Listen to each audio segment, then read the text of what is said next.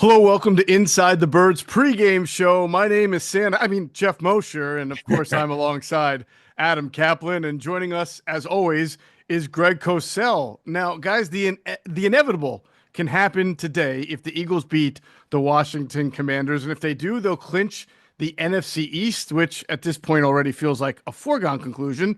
The Eagles are 12-2. They're on a 10-game win streak. Washington is 9-5. They have won their last two games. But the next Eagles win or Washington loss will hand the Eagles the NFC East title. However, the Commanders are currently holding the seventh and final seed for the NFC playoffs. So they're aiming to finish strong. And Adam, as we talked about on the pod leading up to this Sunday matchup, it's kind of fun that Eagles Commanders means something this late in the season. It might be, for at least from my time covering the Eagles since '05, the first time we could say that. Yeah, and the Commanders have so much urgency. You talked about that last final, that last playoff spot, the wild card spot in the NFC, because then you've got the craziness of the NFC West loser of that three-way race could be a wild card. That's not what Washington needs. So they've got a lot of urgency. And obviously the Eagles want to wrap this up, though. It's funny listening to Nick Sirianni talk and the players talk. Man, they're trying to downplay the importance of winning the division. They don't want to talk about it. They just want to talk about trying to win this game, which obviously, if they do, they win Big the division. surprise there. Yeah. Yeah, right. All right. Greg, the first game they met a couple of weeks ago, the Eagles won 26-18. What I think may be lost in recollections of that is the fact that the Commanders led that game at halftime and through three quarters, and took two Saquon Barkley explosive runs with a Jayden Daniels interception in between for them to really take control of that game. So probably a closer game than the final score revealed. And of course, Washington's had some changes since then. So I imagine, when you think back to that game, it was a pretty competitive game. It was a competitive game, and I remember that the Eagles took control of it, and then they might have gone up by more than one score, and then Daniels threw the interception. I believe it might have been 19-10 at the time. But yeah, they were up by more than one score. Daniels threw the pick, and the Eagles kind of then put it away. Right. But yeah, they added. I remember that game a little bit, and the Commanders did some good things on offense, I thought, even though they didn't score a ton of points. So we'll see. Hey, the Commanders, they're a solid team, and they actually have a lot of good players on defense. So we'll see how this game plays out. And of course, they've added one that didn't play in the first game and finally played for them last week. So we'll get into the Marshawn Lattimore element of this game for the Commanders. As far as injuries, it's really not a terrible situation for either team. It could have been much worse. And obviously, Washington was impacted the week before with a nasty bug that was going around. But for the Eagles, Dallas Goedert is going to continue to be out. He'll miss the third of at least 4 games on injured reserve with the knee injury. And the only other Eagles to be out are Britton Covey with the neck injury and Bryce Huff, who was entered into the practice window. Adam, we talked about this with the wrist procedure that he underwent, but at practice this week, he was, he had to wear the cast and clearly was deemed not ready to get activated onto the 53. Right. So what happened was it wasn't broken. He actually had torn ligaments in his wrist, and that's why he couldn't tackle because he just couldn't grab. And he talked about now he's able to with the cast on. The contraption, as some people call it. He's able to tackle. He's able to grab, which you couldn't do before. So it's just a matter of which week they think he's ready. But they put him on the 21-day window because they clearly think he'll be able to play by the last game of the season. Right, and that actually helps the depth because they're really right now only playing 3 edges, which is rare. Vic talked about it. While it's not ideal, he said he's done it before because remember they started the season playing 4 of them, and now it's down with BG out for the season. It's down to 3. Yeah, Greg, talking about that depth in the injury situation without Brandon Graham and now without Bryce Huff, they played 3 edges last week, and we were trying to figure out, hey, well, why did Charles Harris play 2 weeks ago but not last week? And then you realize, well, the defense was only on the field for 41 snaps. Right. I guarantee you this. I don't get a whole lot of my predictions right. I guarantee you the Eagles defense is not going to hold this Washington team to just 41 snaps for the second straight week. I just don't think that might be an NFL record if that happens. Well, we can get into it further, but I would bet that Charles Harris will play this week for the simple reason that the Washington Commanders, 64% of the dropbacks this year by Jayden Daniels have come out of no huddle. So which is far and away the highest total in the NFL by a wide, wide, wide margin. So my guess is they'll need to substitute some people a little more. Now, I don't know how many snaps Harris will play, but I would think they'll need to play four edge players. Yep, you would think so, and we'll see how that goes for the Eagles. As for the Commanders, you may have to wonder about everyone's status right up until the kickoff because they've had that nasty illness that was going around. It cost them their center, Tyler Biadasz, last week. As far as this game today against the Eagles, the only person they definitely won't have as far as being listed out, we know that Jonathan Allen, who is into the 21-day practice window, was ruled out. He is trying to come back from, what was it, Adam? They thought he was going to be out for the year, but he wound up not being because it was a slight tear of the Pectoral, yeah, he had a partial pectoral tear. So if it was a full, he clearly wouldn't be back till the spring. Mhm. So he's able to do some things, and he'd been out for almost the whole way here. So this is just a matter of getting conditioning done and getting ready for that stretch run, particularly the playoffs if they can make it. Boy, that getting him back would be huge. But Johnny Newton continues to be that guy who fills in.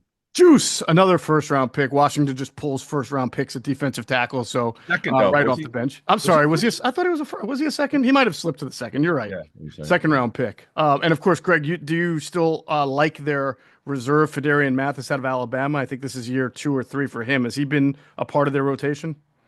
Not as much this past week. I don't remember seeing him this week, so I don't know if he was inactive or but I don't Inactive.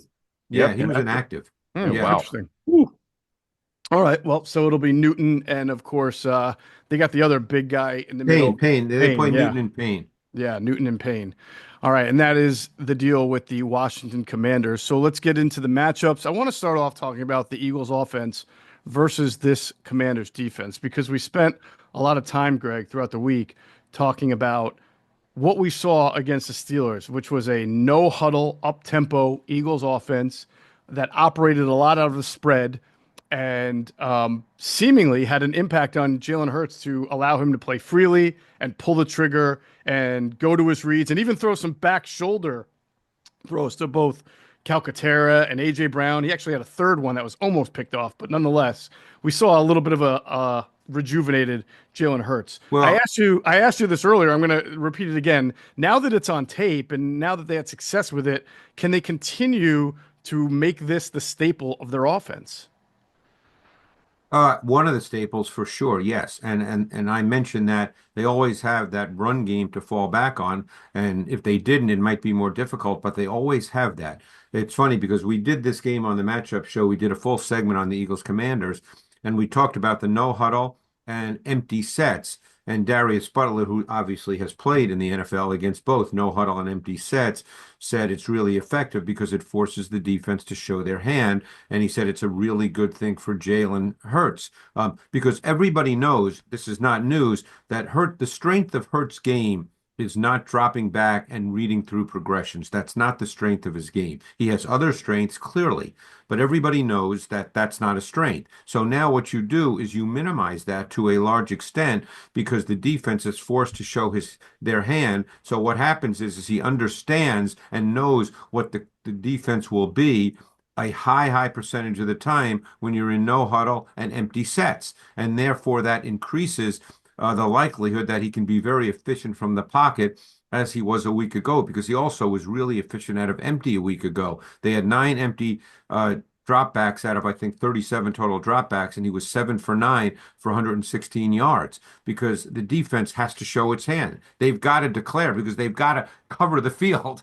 They can't leave people open on the edges. So, it's a really good way for Jalen to become really efficient. And as I talked about earlier in the week, he only had 5 of his 37 dropbacks where he actually left the pocket. He was able to play freely and efficiently from the pocket, hitting his back foot and delivering the football. And it was clearly his most efficient passing game of the season.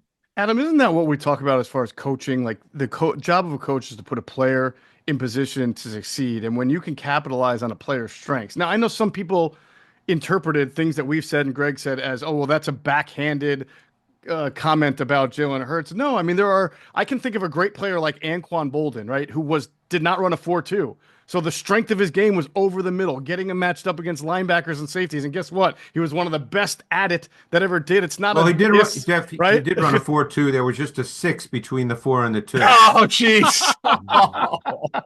That's all, just a 6. Yeah. Right. It's funny. Because So I my was in the combine when he ran that 4.62, and the size that you heard in the combine were like, oh my God, this guy can't play. But I guess he did okay. He wasn't he a that was quarterback, good. That Greg? was the first. That just came to He my was a head, and you quarterback in got high that. school. Yeah. Yeah, I remember that. But yeah, so go ahead, Jeff. Yeah. So my point was they put Anquan Bolden in a position to succeed, and Yeah. he succeeded because he was really good at what he did. And Jalen Hurts in that style of offense was excellent. His ball placement last week was excellent. His operation of the offense was excellent. So to me, that's what you're looking for. You're looking for the coaching and the player to have a better understanding of each other. And if the Eagles can do that going forward, I think they're in good hands. Yeah, and the cool thing, Greg had those numbers that he gave us earlier this week that in terms of dropbacks. It was remarkable. Yeah. There weren't scrambles. There was a lot of pocket throws. This has not really been his game, and it was because you remember the narrative was that he can't throw from the pocket, which we always said was not true. If you go back to 22, there were a number of throws from the pocket. Yep. Maybe not as many as last year that you would have liked to have seen. You just saw it in that game. He was brilliant. Greg said it on our show, on the tape show. It's the best game of the season by far, and he delivered and on time. Jeff, that was the thing, man. No hesitation, because that's been the legit criticism. Mm-hmm. Way too much staring down pass targets.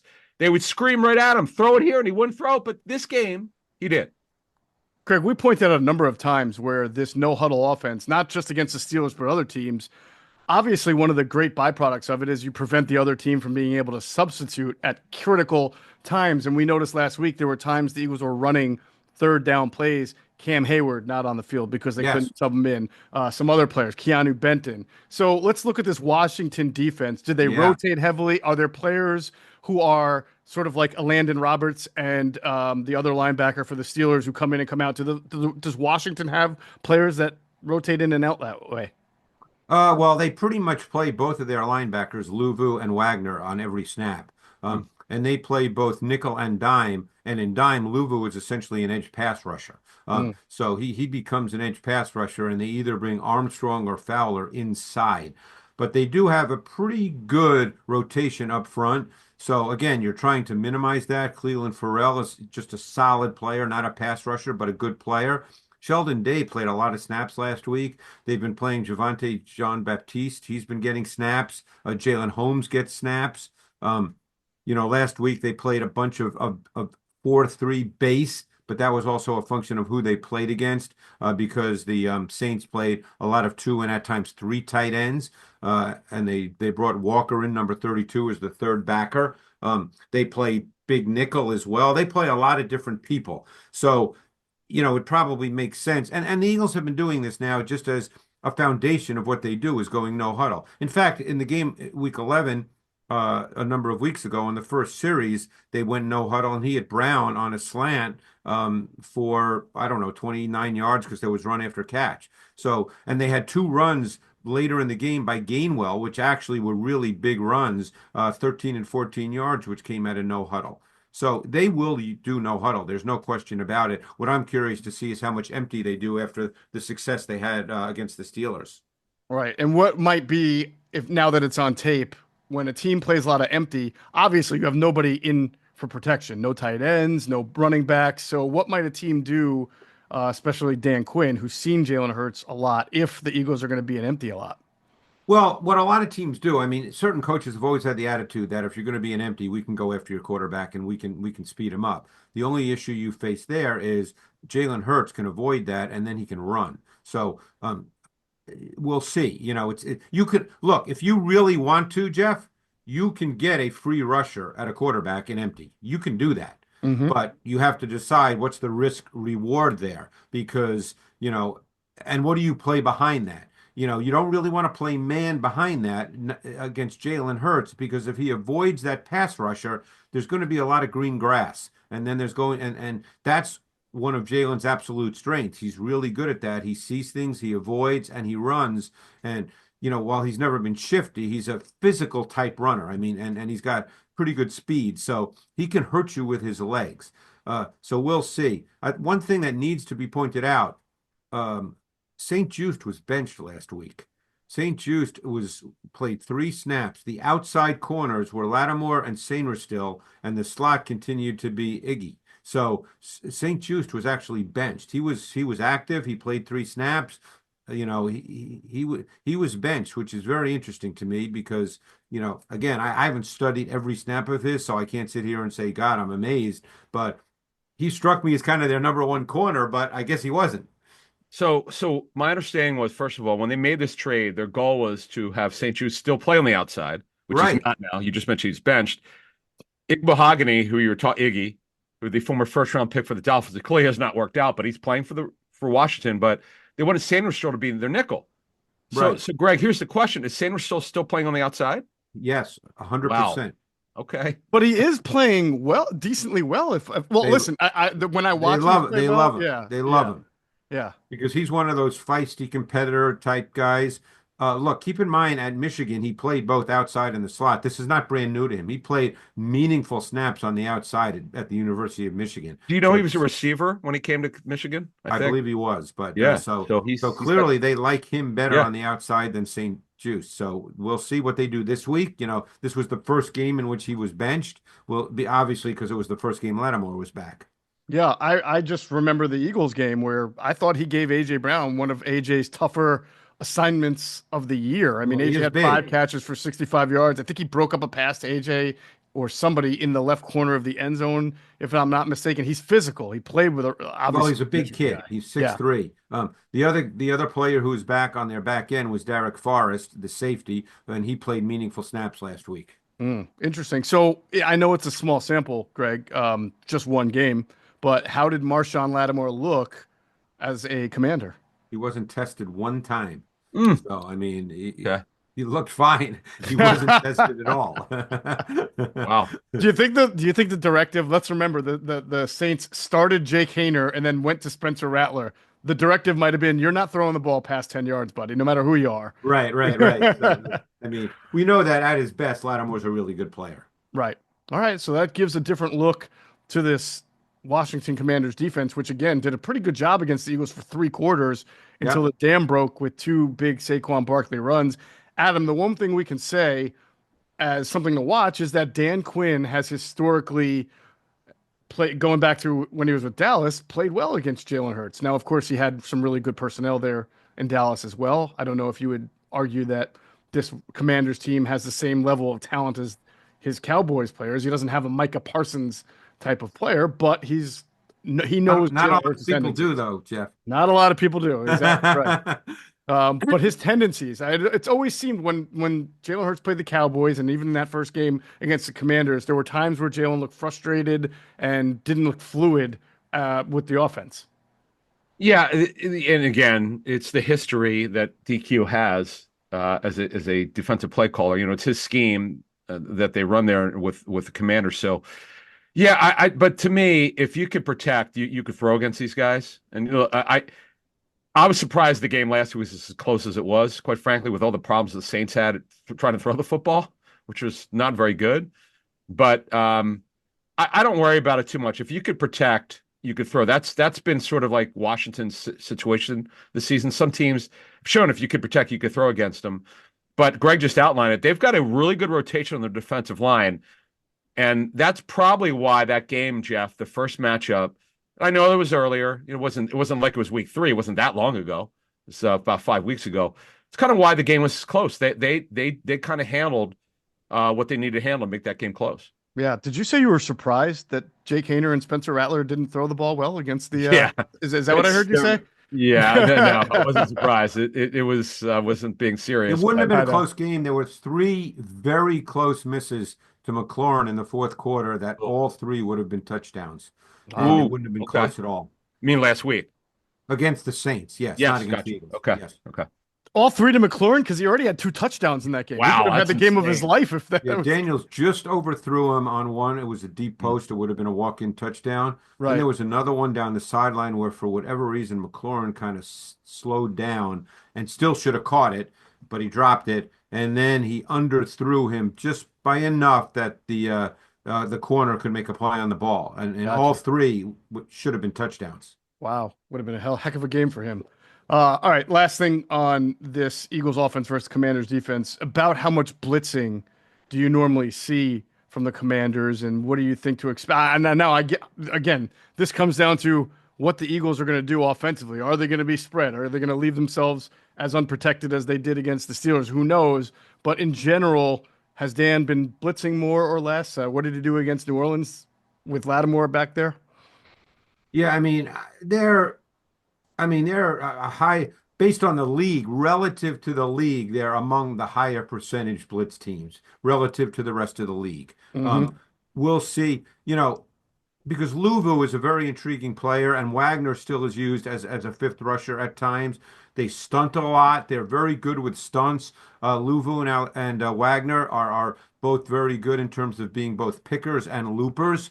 So, you have to expect that on the inside. So we'll see what happens. I mean, I don't think they're going to back away from that because some of their pressures too are four-man, but they do five-man pressures as well. So it's not, this is a team that will attack. Mm-hmm. Jeff, one thing I would add, Barkley had 76 yards in the fourth quarter, the first matchup. Like they held their own. Like Washington Yeah. held their own against him, and then Mm-hmm.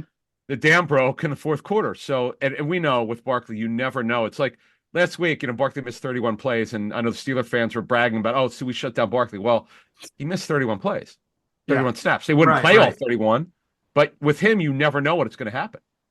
And let's not And that's what, forget the Kenneth Gainwell impact from the first. Wasn't that the Yes. game where Kenny had two really big runs that set up Mm-hmm. Barkley's yeah, first those touchdown? were Fourth Yeah. quarter. yeah, those were two runs in the and I'm just going to go back to my notes, but they were Mhm. they were no huddle runs. Three consecutive Gainwell runs early in the fourth quarter all came out of no huddle and resulted in 34 yards, taking the Eagles into the low red zone. One was a tackle trap, the next one was a wham trap. So yeah, Gainwell was a factor in that game. Awesome. Good stuff. All right, let us transition over and talk about this Eagles defense against the Commanders offense, an offense that has looked a little bit better. The Commanders had a three-game skid there. They lost to the Steelers, they lost to the Eagles, and then they lost to the Cowboys in a really bizarre fashion, losing to the Cowboys there. Where they had an onside kick, return for a touchdown, and all that. Um, but over the last two games, Jayden Daniels has looked better. Now they haven't really played anybody impressive.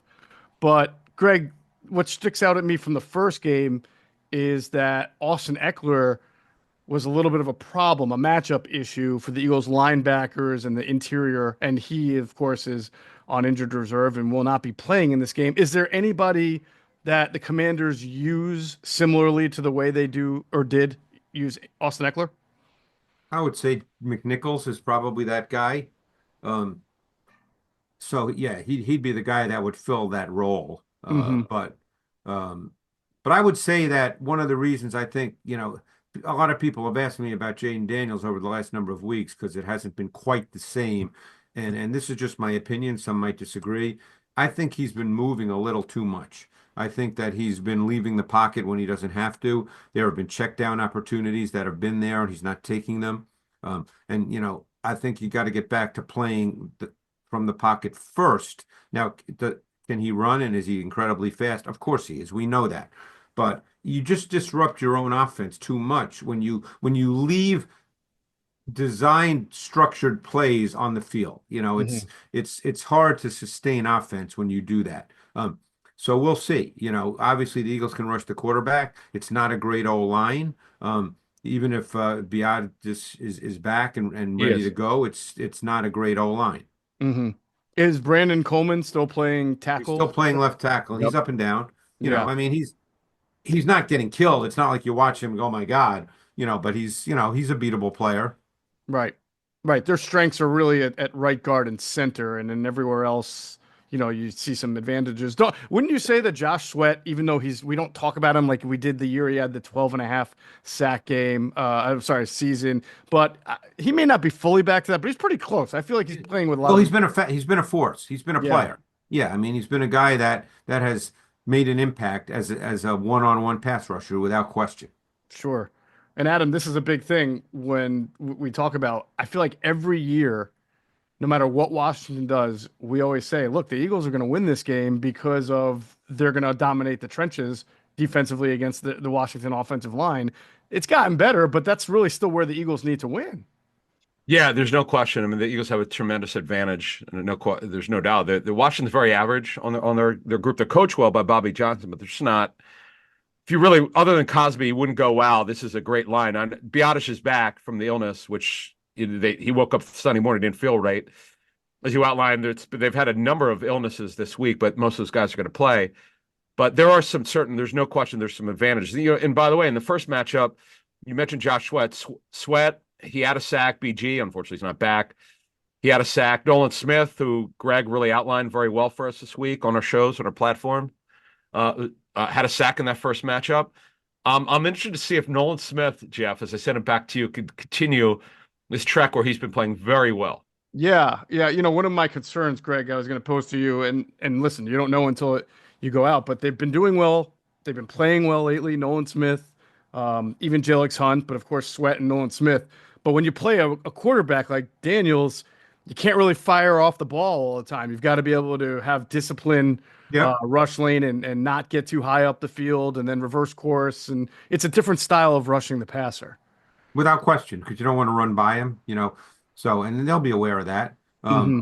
The only thing I will say about the O-line, even though the talent level is not great, is they do have veterans. So again, that doesn't necessarily help if it's one-on-one in a matchup, but they do have veterans who understand fronts, understand what comes out of fronts. I mean, they have Nick Allegretti at left guard. He was with the Chiefs. They have Wiley at right tackle. He was with the Chiefs. So they are veterans who've been around, and they're not brand new in what they're going to be seeing in terms of the different front looks. Hmm. But again, they're not great players as individuals. Right. But we'll see how that plays out. I would say that that's one area where the Eagles would need to I hate to use the word dominate because it's not like you win every play, but that's one area where the Eagles would need to control the game, their D line versus the Commanders' O line. Greg, tell me about we know about McLaurin. We also know he got completely shut down in the game against the Eagles. A, what would you expect Washington to do the second time around, if anything, to try to get him a little bit more open? And B, how would you describe this Commanders receiving core in general? I believe they lost Noah Brown. Is that correct? Yes, Yeah, and De'Ami Brown starting for him. right. And Noah had been, I think, their second leading wide receiver before he got injured. So what are they doing to compensate? Well, I think that's one of their main issues. I would say it's a bottom 5 to 7 receiving core in the league. I Mm, mean, after McLaurin, they don't have another really quality outside receiver. So, Mm. I think that that's a big factor. I mean, obviously, a lot was made of McLaurin lining up where Mitchell was, and I think it was something like 20 snaps, and McLaurin didn't get targeted a lot. I remember watching that tape and thinking, hey, Mitchell did a good job, but it wasn't like he shut him down and the ball could never have been thrown to McLaurin. But it wasn't. So, therefore, it seems like he shut him down. hmm. But I think they'll move McLaurin around a lot more in this game. I think that's a given. We know that Mitchell plays on the right side, and that's where he'll stay. He's not going to travel anywhere. I don't think he's traveled one snap all year. That's not going to Mm. happen.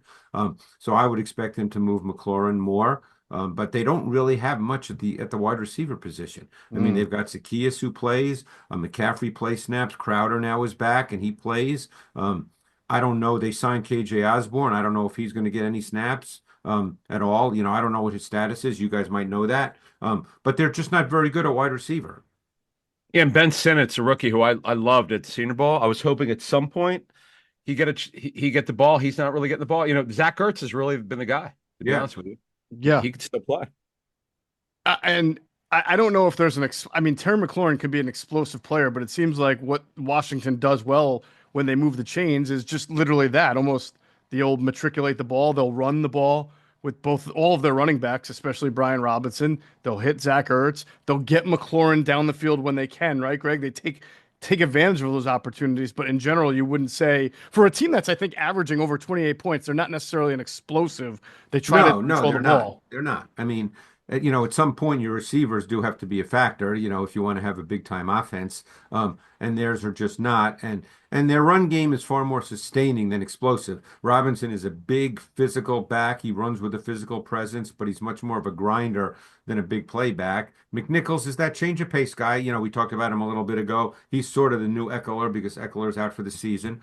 And then Chris Rodriguez, who gets a few snaps, he's a lot like Robinson. He's a big physical grinder. So really, the explosive plays, and this could well be in Jayden Daniels' head when he plays. We don't know, but maybe he thinks, hey, I've got to be the guy that makes the explosive plays, and that could well be the reason why he takes off sometimes because, look, for instance, he had a 20-plus yard run against the Saints this week, and it was a beautiful run. He may think, hey, I've got to make these plays. Right, right. Jeff, the first matchup, just want to mention this.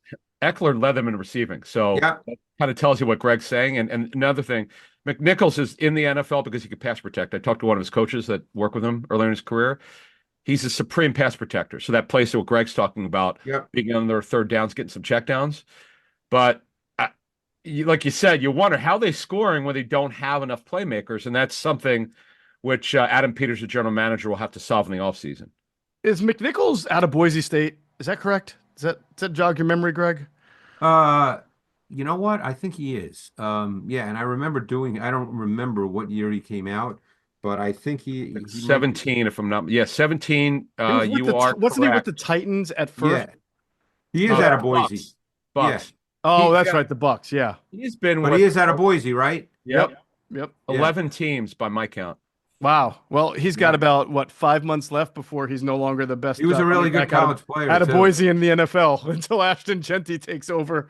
Oh, yeah. But yeah. Right. Well, yeah. He's an interesting player. in Boise, Idaho. There you go. I got that one. You get that one, Adam? Yes, I do, because I'm old enough to know that song. Yes. So would that be his own private Idaho? All right, let's go on.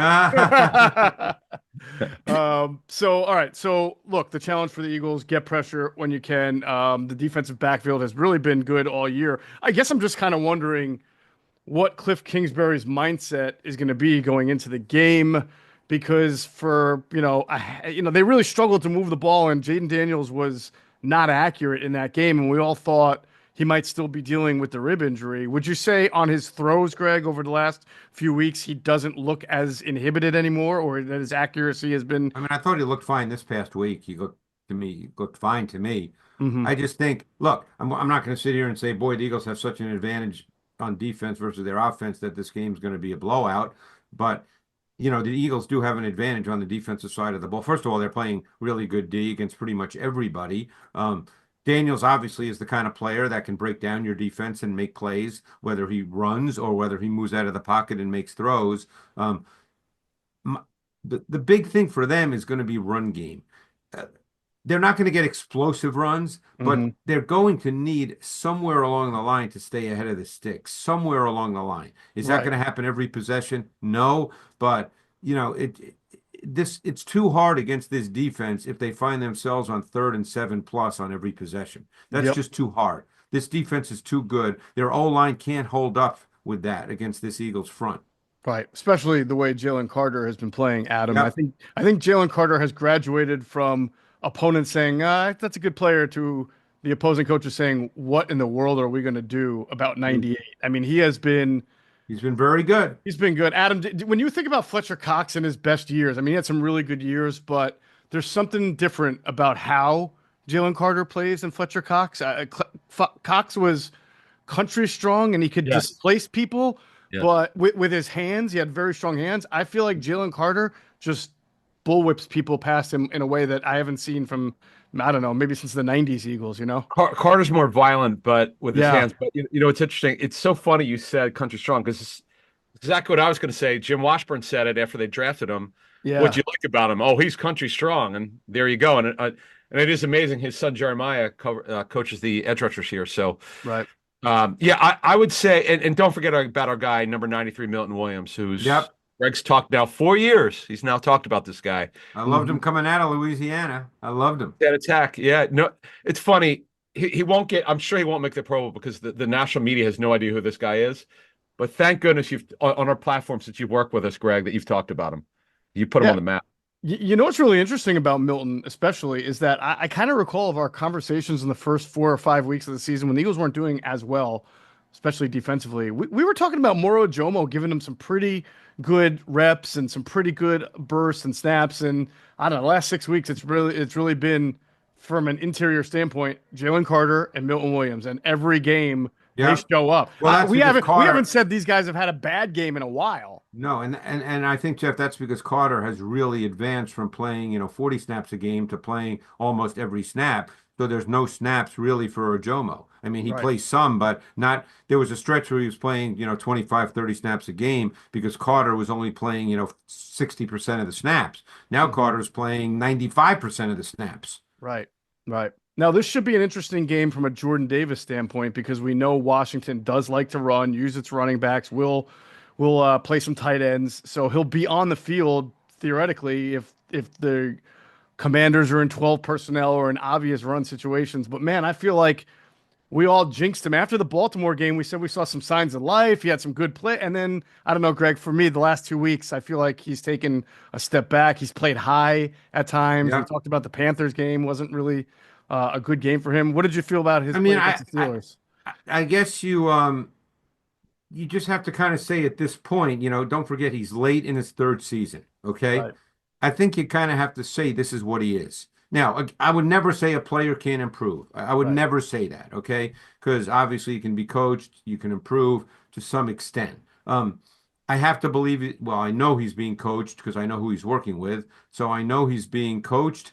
Um, I've heard some things, not negative things. Like, he's not a bad kid by any means. In fact, he's right. supposed to be a really nice kid. He is. But I think at this point, it's likely that you have to say he kind of is what it is. Hmm. He's never going to become a great pass rusher. Um, I think that he has splash plays every game where you go, God, if he could do that more, he'd be a really nice player. Hmm. But he doesn't. So now we're going into week 16, right? Week 16 of his Yeah. third season. And he's makes a play here and there. Right. Adam, Greg just made a great point because people love to blame coaches when a player doesn't develop, especially a first rounder. We Mhm. can't sit here and talk about how well Jalen Carter has developed and how well Milton Williams is playing. And even if Moro Jomo gets on there, he shows you a little something and then say, well, yeah, but the coaches are really doing a bad job with Jordan Davis. I Yeah. mean, that wouldn't be fair. And also look at Nolan Smith and Jalen Hunt. Yep. Different coaches, though, right? They're If I'm not mistaken, Yes, correct. they're Yes. coached by Washburn, whereas Yes. the guys I was right, talking about are by Clint Hurt. right inside. Yeah, but the Yeah. point is the Can't point blame I'm the trying to make is coordinator the either. guys are getting coached. Right. Yep. Right. Right. That's the point. They're not just showing up at practice and they say, okay, let's run out there and run around today. Jeff, even Thomas Booker, I know he doesn't really play much at all, 5 or 6 snaps a game, but he made the team because he had an excellent training camp. So Jeff, if you recall, after the staff was hired, and we spoke glowingly of Clint Hurt from the people we spoke with, and I had said if Clint Hurt can't reach Jordan Davis, the guy can't play. I mean, Yeah. he, to the point where they feel comfortable with him, they limit Davis's snaps every week. That's what they're telling him. They don't want him on the field a lot. That's the Right. way it is. Well, Right. you know, I've said this many times, Adam knows, and now Jeff. Coaches tell you what they feel about a player. He doesn't play on third down.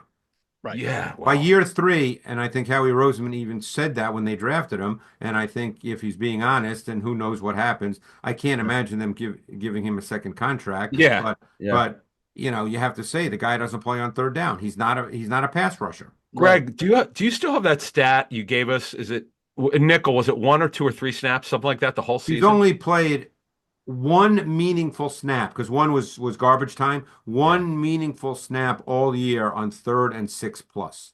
Hmm. And who knows? That might have been a no huddle where they couldn't get him off the field. I mean, you just Right, never know what I the can't situation is. remember, but it's only Yeah. been one. Right. Right.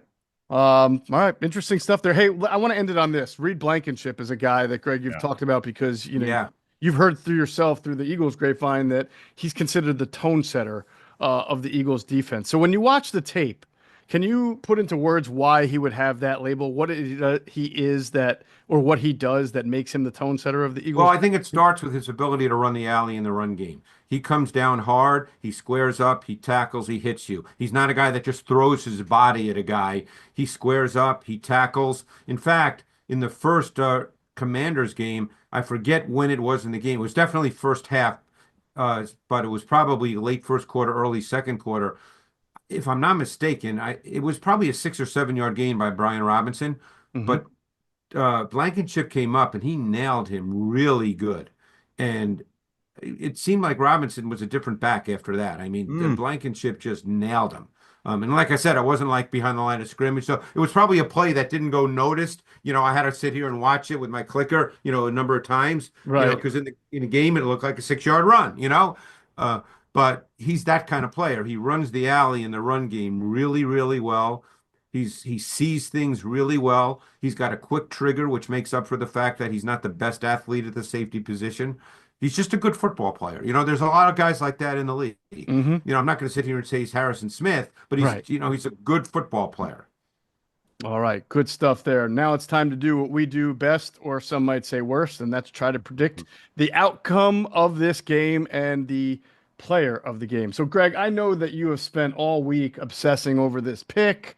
I know you've kind of ran it through calculators. I always get a laugh. I don't know if you guys ever hear this, but Dick Vermeil comes on WIP every either Wednesday or Thursday, and he actually talks about, I guess he or his team has some computer modeling system, and he enters in all the data and stats of the Eagles and their opponent, and he produces an outcome each week, and he really is proud of this. And I think that's hysterical because all us three do is say, "Hey, who do we think's going to win?" and come up with a Right, score. right, right. And guess what? I bet you we're no better or worse than Coach Vermeil's computer system. But I'll start with you, Greg. And I know you didn't use a computer, maybe an abacus, to figure this thing I used a Ouija board. Nice. Advocate. Um, I'm going to pick the Eagles to win this game. I just think they're better. And even though Daniels is capable of making special plays, and I do like the Commanders' defense, but I just think that I'm just a little concerned about their O-line, the Commanders' O-line. I just don't see it holding up really, really well. And I just don't think they have enough on offense, to really put up big points. Now, and the way the Eagles have been sort of evolving their offense, with Jaylen clearly playing better because of how they're using him now. We know the Eagles can still run the ball. I'm going to pick the Eagles to win this game 27-17. 27-17. And who's your player of the game? Oh boy, I knew that was the next question. God, this is a hard one. I picked Jalen Hurts last week, and I turned out to be right. Oh, Yeah, yep. you did. And I'm going to pick him again because I think Wow. he's playing. I just thought the comfort level with which he played last week, putting aside the X's and O's part, of course, they go together. They obviously go together. Mhm. But he looked like a really comfortable player, whereas much of this season he has not. Wouldn't you guys agree? That much Yes. of this season he's not looked like a comfortable player. And Mhm. last week he looked like a very, very comfortable player. So I'm going to pick Jalen Hurts. All right, there you go. Adam, who's winning the game? Who's the player of the game? So I'm going to go Eagles 23, Commandos 17. And my guy is going to be, he's a guy who's on a 1 year deal because he took a pay cut and he's playing really well. We don't talk a lot about Josh Sweat. We should. Yep. I was going to use Milton Williams, but we'd have to rely on Greg to tell us if we were right on Tuesday night or whenever we're Monday night because he doesn't show up. It doesn't really show up big on the stat No. sheet, but you got to watch the tape. But Josh Sweat has had a good season. Good for him after what happened last year because anytime you have to take a pay cut, I'm sure it's never fun. But he's having a terrific season, and I think he could do very well against this very average offensive line. All right, so 2 for 2 on Eagles win. And by the way, I should mention the Eagles are 3.5 point favorites. It was a 45.5 over under. So both of you guys have the Eagles covering the 3.5. It's up to me now. I am going to Adam, what is my favorite expression about an Eagles Commanders game? What do I always say? Well, you always say these divisional games, but yeah, you said these Washington Eagle games take on a life of their own. They're strange. That's right. Oh That's no! right. You're No, not no, Oh picking no. the no! Commanders, are you? They never follow the script, is all I'm saying. I think Yes. the Eagles are going to win. I think Okay. they're going to win 24-21 on a Jake Elliott field goal in the last Oh, seconds of the game, probably a 50-something yarder. And my player of the game is going to be Quinn Mitchell because I think he's going to get his first interception, and he's going Wow. to wrap up Defensive Rookie of the Year with his performance in this See, game. the problem, Jeff, is no one's going to take you seriously because you're wearing that hat. It's very possible. Greg, I thought about that Very until festive. until I realized, based on YouTube comments, I don't think anybody takes me seriously anyway. Oh. I got nothing to lose. Or Greg on Twitter or X. Yes. Right. But see what the reason why Jeff's wearing that, folks, he got butchered, his haircut. No, I'm just kidding. Nice and short. It is short. I'll say that. It is short. It is. All right, everybody who's listening, and of course this panel, have a happy holiday, Merry Christmas, Happy Hanukkah, Happy Kwanzaa, whatever you celebrate.